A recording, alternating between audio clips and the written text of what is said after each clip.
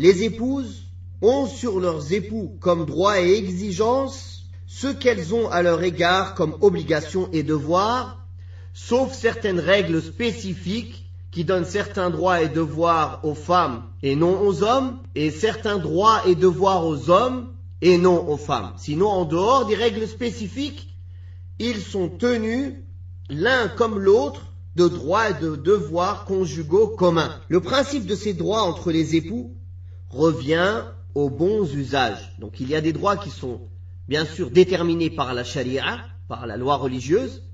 La majorité des droits, c'est selon la bonne coutume, le bon usage, les habitudes du pays où on vit. Et cette situation diffère en fonction des époques, des lieux, des circonstances, des personnes et des coutumes. Par exemple, une personne vivant dans le désert avec une femme qui est habituée à manger peu. Son devoir dans les dépenses familiales n'est pas le même que la personne qui vit en ville avec un certain niveau de vie. Et la femme, elle est habituée à un certain niveau de vie.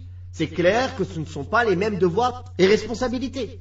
Ceci revient aux habitudes et à la bonne coutume, selon bien sûr les capacités, sans dépasser les limites. Donc, il y a une preuve dans ce verset que les dépenses, l'habillement, l'intimité, le foyer, les relations même intimes, tout ceci revient aux bons usages et aux habitudes. Donc les habitudes et les coutumes, elles ne sont pas toutes rejetées en islam. Les coutumes et les habitudes bonnes, on les prend en compte concernant certains points de la religion, certains points liés aux relations sociales, tant qu'elles ne sont pas contradictoires aux règles de l'islam. Tout ceci, bien sûr, quand il y a un contrat qui est fait de manière absolue, non conditionnée.